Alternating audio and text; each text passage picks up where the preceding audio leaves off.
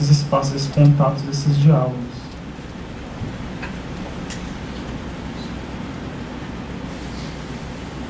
Eu acho que é isso. Sobre a desmilitarização da polícia também concordo plenamente. Várias tentativas não dão certo. Novamente, esse investimento, essa orientação de que maior segurança é mais polícia na rua, mais segurança é maior encarceramento, etc. É muito difícil sair dessa lógica que já está tão consolidada em alguns discursos, né? E uma das formas para você conseguir se colocar frente a isso, eu acho que, além desses espaços, nas suas próprias práticas, nas próprias mobilizações sociais, nas próprias discussões. Isso, novamente, é uma constante construção. Eu acho que é isso que eu tenho para voltar.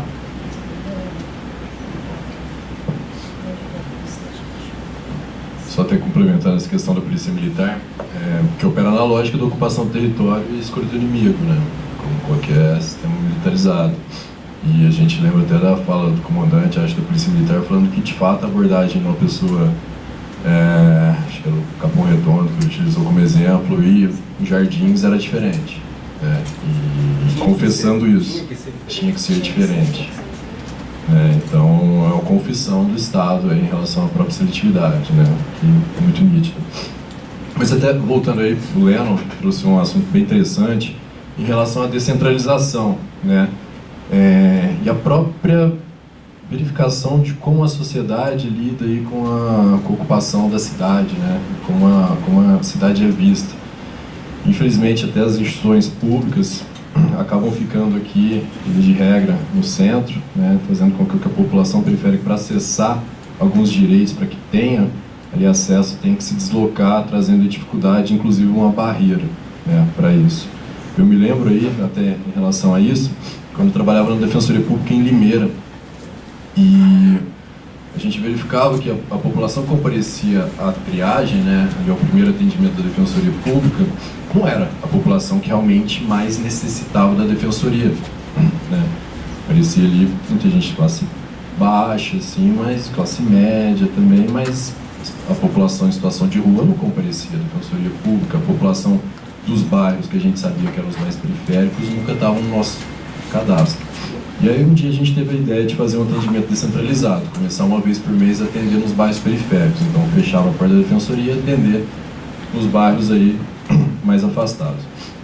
Eu me recordo do primeiro atendimento que a gente fez, que foi num centro comunitário, no bairro, eu era, na ocasião, defensor até atuante na área da infância, e conhecia, chegando lá ao bairro, nunca tinha ido, olhando o nome das ruas, era o nome que eu via nos boletins de ocorrência, nos processos ali que o Ministério Público representava os adolescentes. Me recordo nesse centro comunitário, primeiro que ninguém teve a avaliação ali denegada, né, para passar começar a ser atendido pela Defensoria no âmbito civil e de família, precisa de uma avaliação econômico-financeira, né? E a gente tinha em Limeira mais ou menos 20% de denegação, assim, porque a pessoa ultrapassava o limite. E ali naquele bairro, primeiro que ninguém foi denegado, né? Primeira questão. Segundo, naquele centro comunitário, estava tendo uma aula, então tinha várias crianças, assim, e eu me recordo delas chegavam, e a gente estava com paletó e tal, e perguntava se a gente era delegado ou se a gente era político. Então a gente já via qual era o braço do Estado que chegava, né, naquela ocasião. E via que era muito interessante o processo, que foi, além do que a gente já imaginou, foi muito interessante. As crianças iam até nas casas buscar as mães. Mano, vocês são advogado, então, minha mãe está precisando de alguma coisa, ia lá, trazia a mãe. Então a gente viu como realmente é falho isso, né, como realmente as instituições estão muito longe aí da sociedade. E nessa perspectiva, tá falando, o curso aqui e tal, tem gente da periferia, a gente tem que se deslocar até o centro. Eu acho bacana a gente realmente descentralizar isso, né? Os núcleos, como o Will falou, junto com a rede de combate e enfrentamento ao genocídio, a gente fez um curso aí de defensores populares descentralizado, né, no meio do ano, e agora vai fazer o segundo, né, curso de defensores populares junto com a rede de proteção de enfrentamento aí ao genocídio. E seria legal talvez fazer um aqui também. né? Fica aí uma ideia para pensar. Em relação à guerra às drogas, o pessoal falou, está funcionando, na verdade não é guerra às drogas, são guerra às pessoas, são as pessoas aí que morrem, as pessoas aí que são vítimas da violência policial, as pessoas que estão encarceradas. Essa, na verdade, é a guerra que existe, e nesse sentido até de radicalizar no discurso, mas radicalizar no discurso que é dado, porque isso, na verdade, deveria ser o norte. Não adianta a gente falar de descriminalização também do uso de drogas, isso não vai resolver nada, não vai resolver absolutamente nada. A descriminalização do uso de drogas, o que vai mudar? Não vai mudar nada. Quais são as pessoas que são aí condenadas pelo artigo 28 da lei de droga? Ninguém, quase ninguém, muito pouco, o número é muito baixo, não vai mudar nada. A gente tem que falar de tráfico, a descriminalização é do tráfico, a gente tem que começar a falar, e não das drogas, e não do uso, como se diz, e não da maconha só, e ampliar, a gente tem que ampliar. E é totalmente o discurso em relação à droga, política de drogas em geral, né? Então a gente tem que também se permear por esse discurso, porque não adianta, se a gente descriminalizar a maconha, 95% da população vai continuar encarcerada. É muito difícil o processo, você pega que a pessoa também não só maconha, ou que foi encontrado só maconha, que foi presa ali só com maconha. Pelo menos na minha atuação, não tenho uma pesquisa em relação a isso, mas pelo menos na minha atuação prática como defensor criminal, foi a minoria dos casos. Então a gente tem que evoluir sim nisso, né? Quando a gente fala do tráfico, ele só existe porque a droga é criminalizada, né? A gente não fala do tráfico de bebida, né? Então a gente tem que evoluir nisso. Em relação a isso, a Solange, atendimento, o Raul, que era o coordenador auxiliar do Núcleo de Direitos Humanos à época. Saiu. Há um rodízio, né? Assim, são mandatos seletivos, as pessoas são escolhidas, tem um processo de escolha e seleção para ser coordenador de núcleo. E de fato, há ainda muitos hiatos aí, muitos espaços que a Defensoria Pública não atua e deveria atuar. Outros até que a Defensoria acaba atuando porque o Ministério Público, por exemplo, não atua, né? No processo criminal, por exemplo, muitas vezes a gente vê a Defensoria Pública atuando como assistente de acusação, porque o Ministério Público, se deixar, a gente sabe que não vai virar nada, né? Muitos defensores acabam atuando. Há, claro, uma divisão muito ideológica na carreira em relação à Defensoria Pública funcionando como assistente de acusação, até que ponto isso vai funcionar. A gente sabe que criminalizar um policial também não vai resolver todo o sistema. O sistema ali, na verdade, é muito maior que isso. Mas, enfim, partindo pelo plano prático aí, muitas vezes a Defensoria acaba ocupando um espaço que é deixado pelo Ministério Público que não atua, mas também há muitos hiatos. Infelizmente, a Defensoria Pública não atua dentro das unidades prisionais, o que deveria acontecer, na execução criminal, não atua nas delegacias, como mencionou, né? Então a gente tem que lutar cada vez mais, estar presente. A instituição desses espaços aí é o que a gente tenta, infelizmente, como falou, realmente não está sequer em todas as comarcas. Então, uma pessoa que, como eu falei, Limeira, por exemplo, ela podia ir até a defensoria e ter esse acesso ali ao defensor, enfim. Mas uma pessoa de Americana, que era 25 km ali da cidade de Limeira, não tem, é um lugar onde não tem defensoria, e ela não teria ali o acesso à justiça, seria de um procedimento diferente, advogado nomeado da OAB e tal, que é um pouquinho diferente ali até a forma de atuação. Mas até, não aqui, querendo defender a instituição, tal, da defensoria, mas até para que vocês conheçam os espaços e as possibilidades da Defensoria Pública, tem alguns espaços abertos da Defensoria Pública. Toda sexta-feira, por exemplo, pela manhã, ocorre a reunião do Conselho Superior da Defensoria Pública, não sei se todos conhecem, mas aqui mesmo, Boa Vista 200, aqui, toda sexta-feira, a partir das 9 horas da manhã, existe a reunião do Conselho Superior da Defensoria. O Conselho Superior é o órgão delibera, que normatiza as atividades dos defensores públicos, e antes de começar a reunião desse conselho, há um espaço que chama Momento Aberto.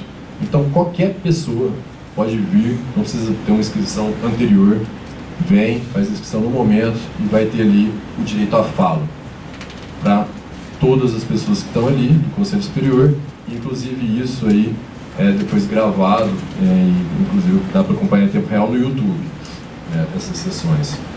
Que é uma outra questão, né, que ainda que não venha participar aqui do Momento Aberto no Conselho Superior, há a possibilidade de ver as reuniões e o que a Defensoria tem debatido através do YouTube no canal. Você depois pode passar www.defensoria.sp.gov.br, tem um linkzinho YouTube e dá para assistir às sextas-feiras de manhã, ao vivo, a reunião do Conselho e saber o que está debatendo, o que esse órgão está falando, por exemplo. Também um outro espaço aí aberto à sociedade, sendo as conferências que ocorrem, a conferência estadual a cada 2 anos, da Defensoria Pública, onde tem pré-conferências regionalizadas em todo o Estado, onde a Defensoria Pública escuta propostas da sociedade. Então, vamos descentralizar, vamos ter defensoria nas delegacias, trazer a proposta. No final, tem as pré-conferências, é aprovada na pré-conferência, depois há a conferência estadual, se a proposta é aprovada, entra no plano anual da Defensoria Pública. Então, vira uma obrigatoriedade de atuação das defensorias, da Defensoria Pública. Então, é importante a mobilização social para também ocupar esse espaço, para influenciar na política pública da Defensoria Pública. Isso também é o orçamento, questão de orçamento, onde vai ser alocado, para onde vai, e é uma possibilidade de participação social. Isso é mais aí para que vocês conheçam e se apropriem disso também. É só isso. Quando eu cheguei na defensoria, eu consegui o nome do Raul, eu só queria você ter uma noção. Fala no microfone só.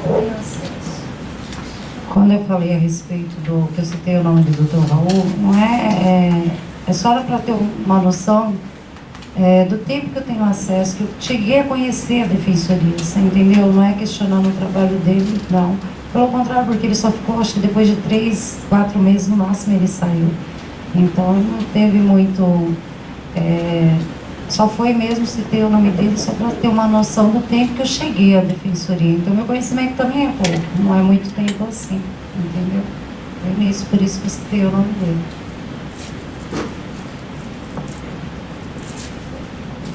Pessoal, alguém mais quer fazer alguma consideração, mais alguma questão? Tirar alguma dúvida? Acho que tem um tempinho ainda.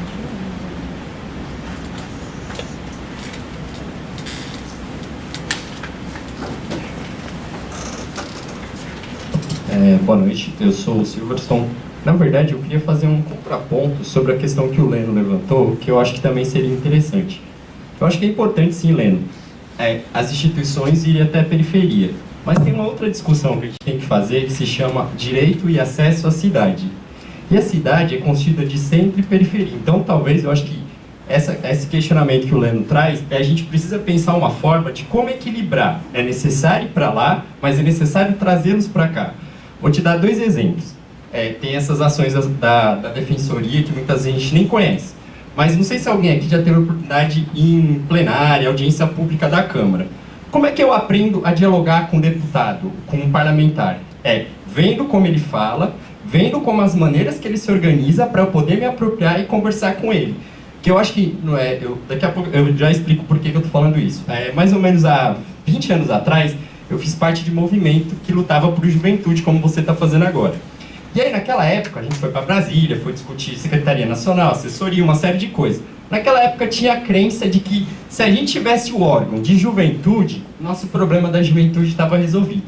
Tínhamos uma assessoria, criou-se a Secretaria Nacional, criou-se o Conselho Nacional, tarará, tarará. Ok, tudo bem, acho que tem essa questão, foi importante, foi um momento, a gente está falando de 20 anos atrás, teve uma série de processos. Mas hoje, daqui a um ano eu tenho 40 anos, eu faço a seguinte reflexão. É importante fazer isso, mas tem um problema que acho que é o grande desafio. A gente não fica para sempre, a gente envelhece, que faz parte da vida. E às vezes eu acho que o grande desafio é ter tempo de fazer com que quem está chegando agora, ou quem não está no processo, consiga ter a informação, que eu acho que é o grande problema do Brasil, é como garantir as informações necessárias dos processos, porque tem hora que a roda terá que ser inventada, mas tem hora que ela não precisa ser inventada, porque se a gente for inventar a roda, eu acho que quem trabalha em movimento social entende o que eu falo. Toda vez que eu tiver que inventar, eu perco tempo, e aí, nessa hora da disputa, que eu acho que vocês estão discutindo, alguém vai se apropriar do espaço, e aí onde eu poderia entrar com qualificação, a gente acaba perdendo. Então, acho que só um comentário sobre isso, não desvalorizando sua fala, não sei se você entende, mas eu acho que é fazer a discussão do direito à cidade. Eu tenho direito a morar na cidade de São Paulo, ok? Estou na periferia, então a gente tem que fazer esses 2 movimentos. Tem que ocupar a defensoria, tem a questão do Ministério Público, então acho que talvez o desafio, não só acho que para a defensoria, mas para todas as pessoas, é como equilibrar essa questão. Porque eu acho que o grande desafio daqui para frente, não sei, vou falar como professor e como produtor de conteúdo de um projeto que produz conteúdo para a TV Rádio Educativa, é o seguinte: ou a gente investe no jovem, nos movimentos sociais, na qualificação intelectual para saber o que é a Constituição e as coisas para poder disputar, ou então como é que eles neutralizam a gente? É sempre discutir, você não sabe. Não, eu não sei. é isso aqui, mas eu sei isso e aquilo ali. Então eu só queria fazer um parênteses sobre, não sei se você entendeu no que eu quero dizer, não desvalorizando sua fala, mas levando em consideração que eu já passei pela situação que você fez, hoje fazendo uma análise sobre tudo isso, eu acho que a gente tem que pensar as duas coisas. Tem que ir para lá sim, mas tem que trazer para cá, porque aqui também faz parte. Lembrando que a gente está no marco zero, que é onde começou a cidade de São Paulo, então a gente não pode perder essa questão. Então eu queria só fazer essa observação, porque eu acho que são questões geracionais, mas a gente vai fazendo, as coisas se perdem. Então eu acho que, não sei se deu para você entender, mas vamos tentar equilibrar essas duas coisas. Tem hora que a roda vai ser inventada, mas nesse momento não podemos inventar a roda. A gente tem que ser apropriado que está aí e qualificar intelectualmente, culturalmente as pessoas. E aí sim, talvez, a gente consegue, vamos dizer, enfrentar o que precisa ser enfrentado. E, só para terminar, acho que o outro desafio que fica para ambos os lados talvez o desafio nosso é ser coletivos. Eu acho que são essas duas coisas para falar.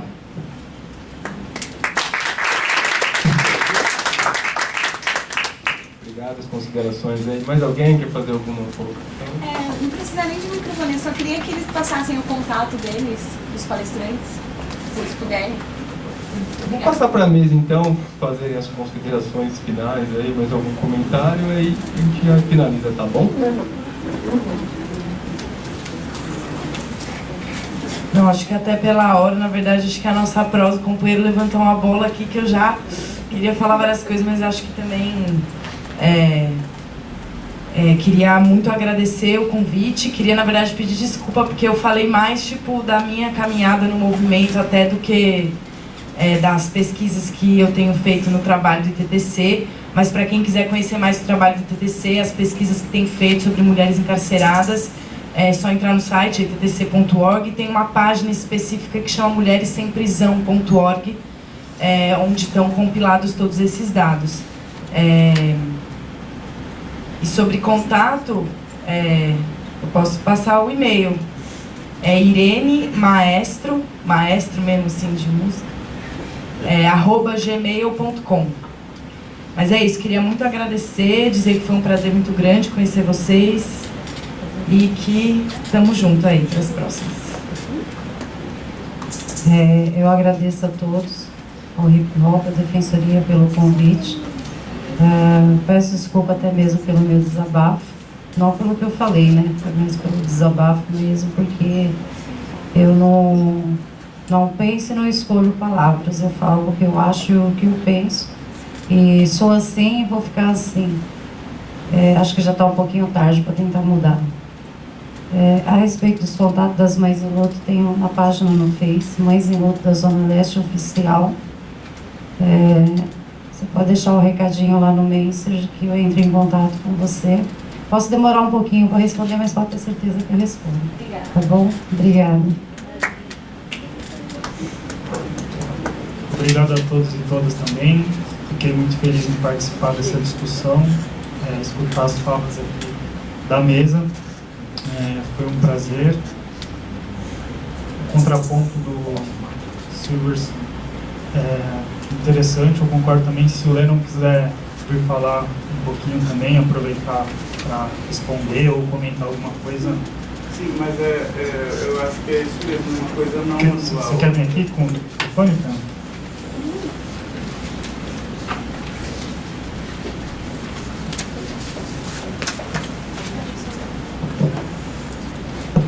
O direito ao contraditório sempre é bem-vindo. E sim, uma coisa não anula a outra. E eu entendo a importância desse espaço e de nós ocuparmos esse espaço também. Só que aí eu gosto de provocar também. E aí de jogar essa questão para isso. Sim, e é isso. É importante esse evento que está acontecendo aqui, nós precisamos ocupar também o centro. E é fazer esse debate do direito à cidade mesmo. Né? Porque o problema é a gente ficar barrado, né, pela catraca. Então, porque a gente... Isso. Agora, se a gente tivesse liberdade realmente de poder ir e vir, aí seria mais tranquilo se não tivesse essas barreiras no meio do percurso. Mais tranquilo. Então, eu concordo, acho legal essa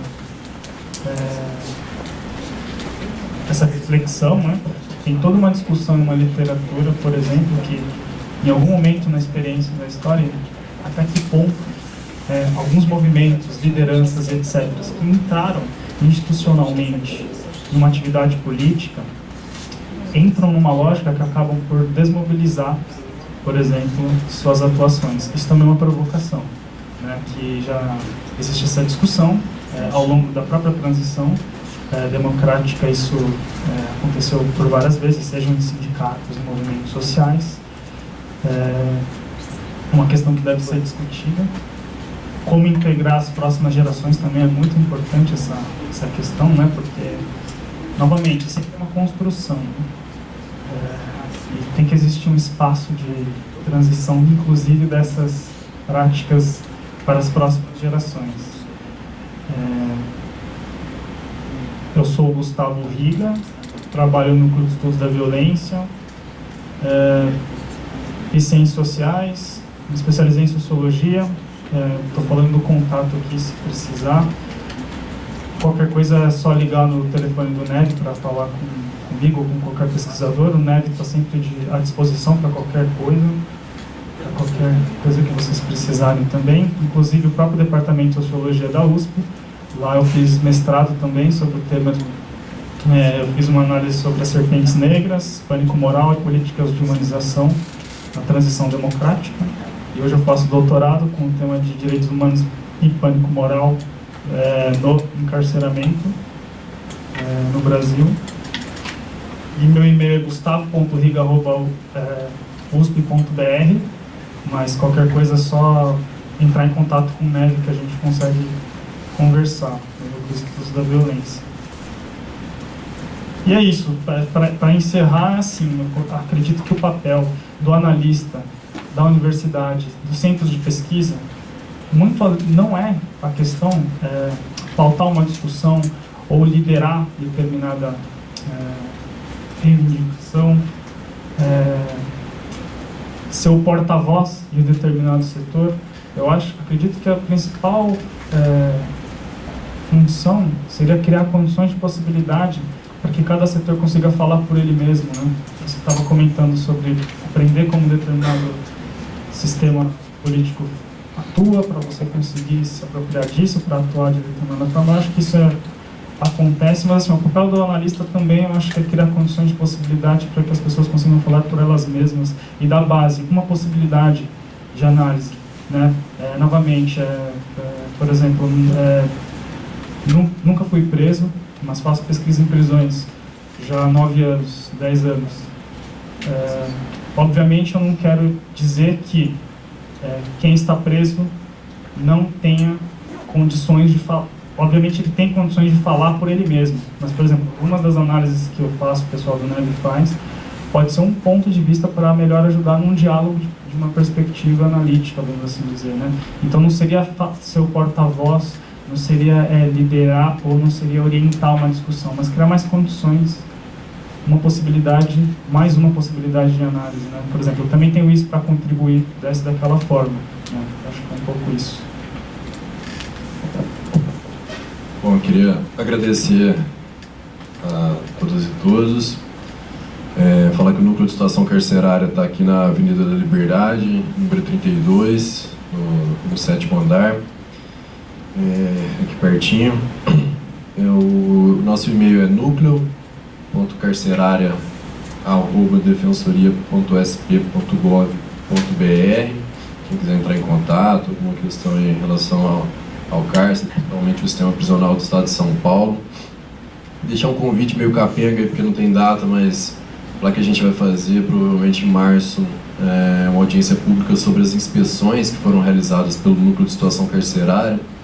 Então, até aí para tirar da invisibilidade o cárcere, né, a gente vai tentar apresentar aqui todas as inspeções que foram feitas, pelo menos no último ano e meio aí, pelo Núcleo de Situação Carcerária, da Defensoria, que tem uma política sistemática de inspeções desde 2014, pelo menos, mas que até hoje nunca teve esse espaço público de prestação de contas até para a população do que foi feito, né, nesse trabalho de inspeção do sistema prisional, mostrar o cárcere e também mostrar quais foram aí as medidas posteriores, depois de encontrar todos os passos de violação de direitos dentro do cárcere, as medidas que foram tomadas e o que ocorreu. Então, só tentem ficar atentos aí, às vezes, no site da Defensoria Pública, no site da Escola da Defensoria Pública, e provavelmente em março vai haver isso. E aí trago as pessoas aí que não conhecem o cárcere, para a gente consiga realmente tirar da invisibilidade, consiga debater isso juntos, até que vocês tragam experiências e possam aí contribuir com a gente até para a melhoria desse trabalho que é desenvolvido aí por nós. Tá? Obrigado, gente.